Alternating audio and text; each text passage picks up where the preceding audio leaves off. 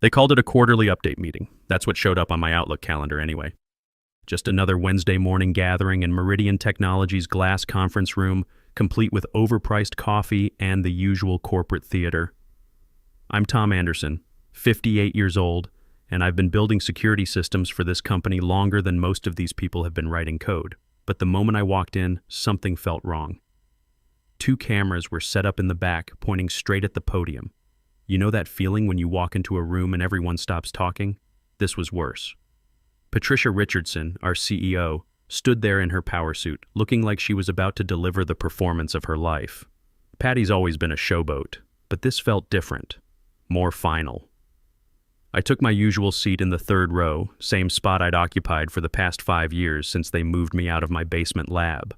Around me, engineers and project managers shuffled in with their notepads, most of them young enough to be my kids. Hell, Ryan, my 17-year-old son, probably knows more about their programming languages than I do these days.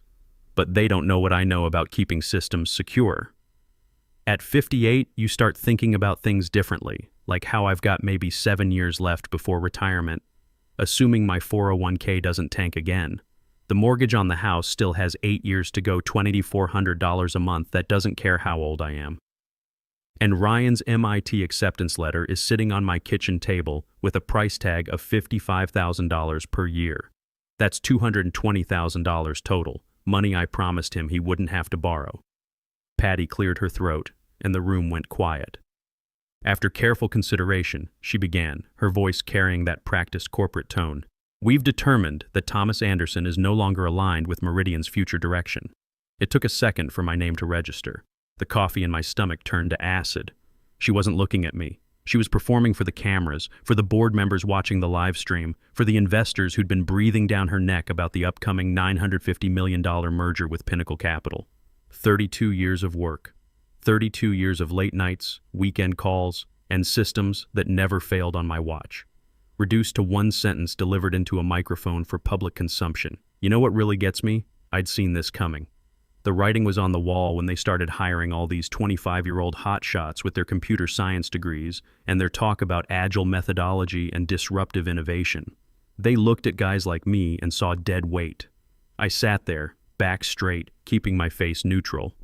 Around me, a few people started that awkward courtesy clapping you do when you're not sure what's appropriate. Others stared at their shoes, uncomfortable with the spectacle. I wasn't going to give them the satisfaction of seeing me break down. Here's what Patty and her executive team didn't understand about the system I'd built for them. It wasn't just some standard corporate security setup you could replace with an off-the-shelf solution. Over the past 15 years, I designed a 4-layer verification framework that protected every major contract Meridian signed. Layer 1 handled basic authentication, usernames, passwords, the basic stuff. Layer 2 managed legal compliance, making sure every signature was from someone authorized to sign. Layer 3 verified financial authorization, checking that the dollar amounts matched approved budgets. And Layer 4, my personal edition, included quantum encrypted blockchain verification that only I could authorize. I'd learned this approach during my 12 years with Northrop Grumman, working on defense contracts where one mistake could cost millions or compromise national security. When Meridian started landing government deals, I made sure we had the same level of protection. Every contract, every merger document, every major agreement had to pass through all 4 layers. Remove any layer, and the whole system would lock down until the issue was resolved. Patty had no idea she'd just fired the one person who could complete her precious merger. After the meeting, I walked to my desk like I was just grabbing lunch. My workspace looked exactly the same, organized, methodical, everything in its place.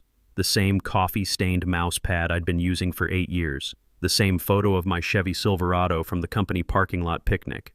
And on the corner sat a photo of Ryan at his high school graduation, holding up his acceptance letter to MIT, kids brilliant with computers, way beyond anything I ever understood. The photo reminded me why I'd worked so hard, why every late night and weekend call had been worth it. Jim Walsh, our head of security, appeared beside my desk. He's a good guy. Someone I'd personally recommended for the job 8 years ago when he was just a young father trying to provide for his family. Now he had the uncomfortable job of escorting me out. "Tom, I'm sorry," he said quietly, his voice barely audible. "This isn't right. They're making a huge mistake." I nodded. Just do your job, Jim. You've got a family to think about. Mortgage payments don't care about principals. We walked toward the exit together, past colleagues who suddenly found their keyboards fascinating. A few met my eyes with apologetic looks, but most avoided eye contact entirely. The sound of my footsteps echoed in the too-quiet office. At my age, you realize how few real friends you have at work. Most relationships are just convenience, people being polite because they have to see you every day. At the glass doors, Jim paused before scanning his badge. "They don't deserve what you built for them," he said. "Take care of yourself, Jim," I replied, keeping my voice steady. The doors opened with their familiar mechanical hiss. Cool air rushed in from the parking lot, carrying the smell of car exhaust and the promise of a life I hadn't planned for. I stepped through without looking back. What I carried with me was heavier than any briefcase, the knowledge that Meridian's entire merger depended on systems I'd built, layer by careful layer. That evening, I sat in my apartment, the familiar quiet settling around me like an old jacket. Ryan was at study group, preparing for his MIT interviews. The kid had no idea his old man had just become unemployed. At 58, getting fired isn't like being 30 and bouncing back. Companies see your resume and think liability health insurance costs, training someone who might retire in 10 years, dealing with a guy who remembers when things were done differently. I made myself a cup of coffee and sat by the window, watching the city move on without any awareness of what had just happened at Meridian Technologies. My phone sat silent on the table. No calls, no messages, no emergency alerts from the system. But I knew it was only a matter of time. 3 days. That's how long it took for Patty's confidence to crack. I was finishing my morning coffee, thinking about updating my LinkedIn profile and wondering if anyone would hire a 58-year-old systems engineer when my phone buzzed. Meridian's executive line. Patty herself was calling, probably from her corner office with the city view she loved to show off during board meetings.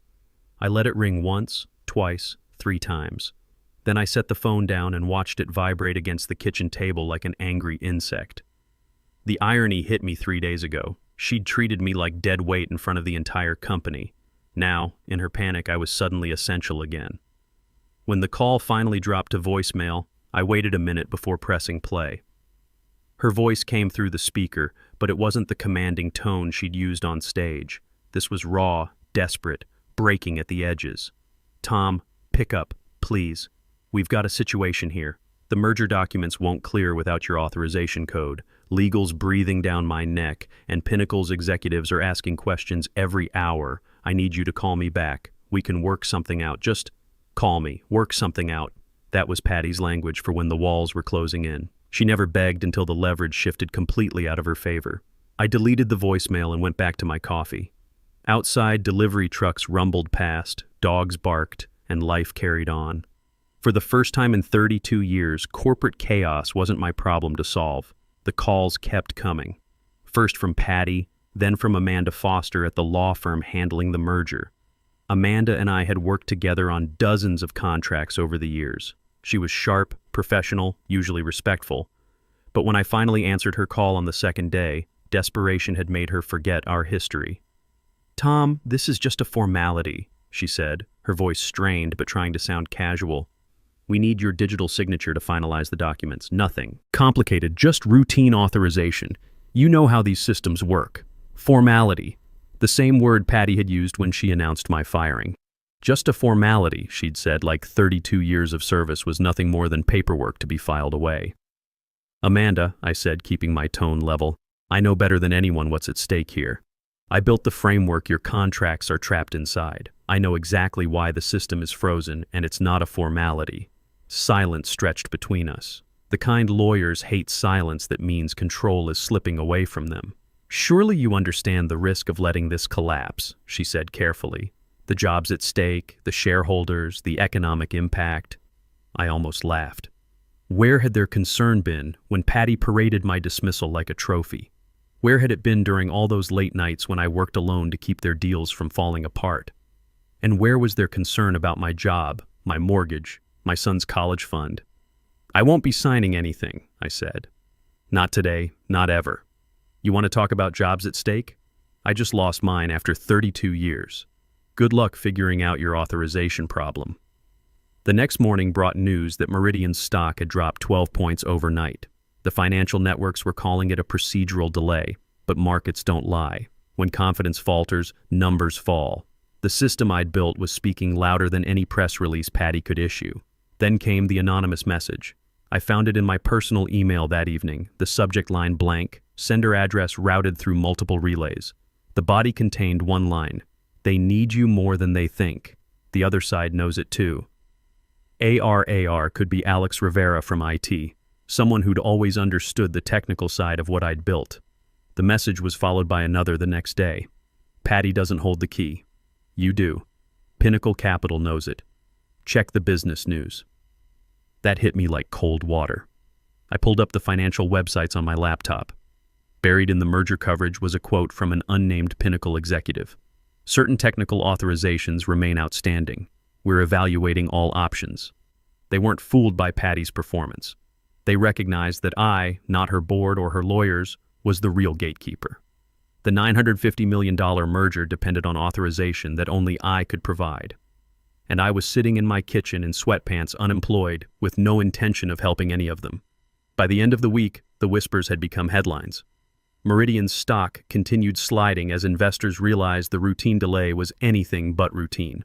The merger documents remained unsigned, frozen in a system that wouldn't bend to pressure or legal maneuvering. I watched it unfold from my living room, financial news playing in the background while I sorted through job listings. At my age, most postings might as well say, "No one over 40 need apply." They use code words digital native, startup mentality, high energy environment. Translation: we want someone young who will work 80-hour weeks for peanuts. The unemployment benefits would kick in next week, $420 per week, which barely covers groceries. Thank God I'd been putting extra toward the mortgage principal. Still, doing the math was sobering. My savings could cover about 8 months of expenses if I cut everything to the bone. After that, I'd be looking at borrowing against my 401k or selling the house. That's when Patty made her biggest mistake. Desperate to salvage the situation, she announced that her legal team had found a technical workaround that would bypass the authorization requirements. She stood behind the same podium where she'd fired me, promising investors that full clearance would happen within 24 hours. I watched the press conference from my kitchen table, laptop open, eating a peanut butter sandwich because I was already cutting back on expenses. Patty looked confident, even triumphant, as she assured the cameras that the merger was back on track. The stock ticked upward slightly, not much, but enough for desperate investors to cling to hope. She had no idea what was coming. You see, when I built that system, I didn't just create verification layers. I built in something else, a learning algorithm that would recognize and flag any attempt to circumvent the authorization process. Call it professional paranoia, but after 12 years working defense contracts, you learn to assume someone's always trying to hack your work. The next day, reports started trickling out on the financial websites. Meridian's legal team had attempted to input their bypass code into the merger platform. At first, everything seemed fine. Documents loaded, systems appeared to accept the input. For a few hours, Patty and her board probably celebrated, convinced they'd pulled off a rescue. But then, the failsafe triggered. Every unauthorized signature, every false credential was detected and flagged. The system didn't just reject the attempt, it cascaded through every copy of the files, freezing them permanently and rendering all versions invalid. The entire contract, in every iteration, was dead. I pictured the scene. Lawyers staring at screens full of red warning messages, IT staff scrambling to understand what had gone wrong, board members watching their $950 million deal evaporate in real time, and Patty finally understanding that her performance had just crashed into an immovable wall. The stock plummeted again, erasing the brief bump and then some. News outlets that had praised her innovative solution that morning pivoted sharply by evening, highlighting the complete collapse with merciless detail. My phone started buzzing with texts from former colleagues. "Tom, did you do this?" one asked. Another, "They're saying it's a security feature you built. Is that true?" I didn't respond. Let them figure it out themselves. That evening, my phone rang with a number I didn't recognize. New. York area code, Pinnacle Capital's headquarters. "Mr. Anderson," the voice was calm, measured, nothing like the desperation I'd been hearing from Meridian.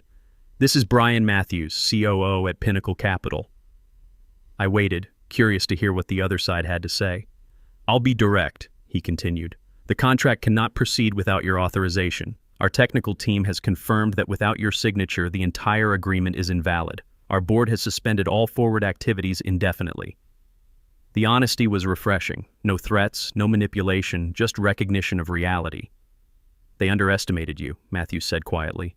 Meridian, I mean. They treated you like overhead when you're actually the cornerstone. We've been watching this situation develop, and frankly, we're impressed by the elegance of your security architecture.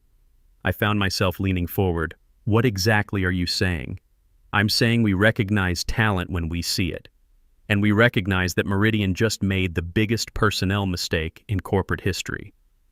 The conversation that followed changed everything. Matthews explained that Pinnacle had been evaluating not just Meridian's financials, but their technical infrastructure. My security system was one of the main assets they'd wanted to acquire. Without it, and without me, the merger made no sense. We're prepared to make you an offer, he said. Chief Technology Officer, $280,000 base salary, full benefits, and equity options. You'd be building security systems for a company that actually understands their value. I sat there in my kitchen, unemployed for 2 weeks, looking at unemployment forms and job listings that basically told me I was too old to matter.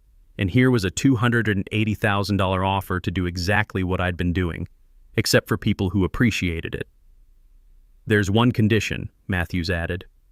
We need to know that the Meridian situation is permanently resolved, that there's no chance of reconciliation. I thought about Patty's desperate phone calls, about 32 years of being taken for granted, about being fired on camera like some kind of corporate entertainment. Mr. Matthews, I said, that bridge isn't just burned, it's ash. 2 days later, federal agents were executing search warrants at Meridian's offices. It turned out the merger collapse had triggered something bigger, a federal investigation into financial irregularities that my security system had been flagging for months. The same system designed to protect legitimate contracts was now exposing illegitimate ones. Agent Sarah Collins from the FBI Financial Crimes Division called me the next morning. Professional, direct, asking technical questions about the security framework and how it might have been compromised. I met her at a downtown coffee shop. Nothing dramatic, just two people talking over mediocre coffee and stale pastries. We're seeing patterns that suggest systematic contract manipulation, she said, sliding a tablet across the table. Payments to shell companies, backdated authorizations, routing through offshore accounts. Your system flagged all of it over the past 18 months. The irony was perfect. Patty had fired me for refusing to compromise the system's integrity. Now that same integrity was exposing her crimes. The security architecture I'd built wasn't just protecting legitimate contracts, it was creating an evidence trail of illegitimate ones. We'd like you to consult on the technical analysis, Collins continued. Help us understand what the system detected and when. The pay is $180 per hour, and given the complexity of this case, we're looking at several months of work. At $180 an hour, working even part-time would more than cover my expenses while I figured out the Pinnacle offer. Better yet, the work felt meaningful using my skills to expose corruption instead of enabling it. One more thing, Collins said as she packed up her tablet. This investigation is going to get a lot bigger. We're talking money laundering, defense contract fraud, possibly more. Meridian's going to be front-page news, and not in a good way. Within 2 weeks, federal agents were executing search warrants at Meridian's offices. Computers seized, files impounded, executives lawyering up. The $950 million merger became the least of Patty's problems as money laundering and fraud charges materialized. The business news coverage was brutal defense contractor under federal investigation, CEO facing fraud charges, merger collapse triggers, criminal probe. I wasn't just a witness anymore. I was the guy who'd built the system that caught them. Every news article mentioned the sophisticated security architecture that had detected the irregularities. They didn't use my name, but everyone in the industry knew who'd designed Meridian's systems. That's when other companies started calling. Not just Pinnacle, but their competitors too. Word spreads fast in the defense contractor world, especially when someone builds something that actually works. By the end of the month, I had 3 job offers, all north of $250,000, all from companies that suddenly understood the value of uncompromised security systems.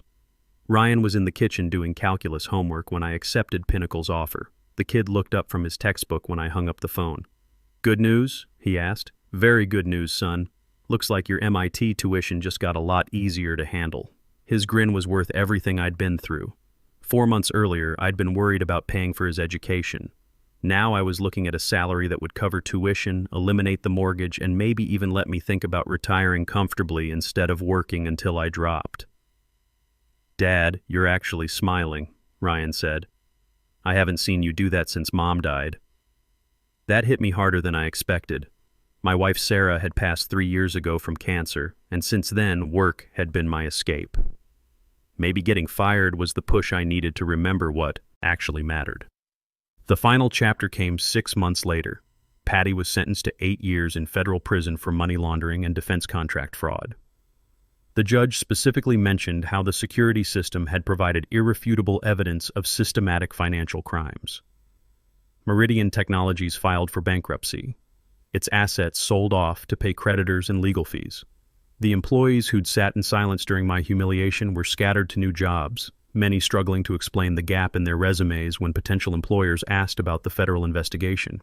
Jim Walsh landed on his feet. I'd recommended him to Pinnacle's security team, and he was doing well. But a lot of others weren't so lucky.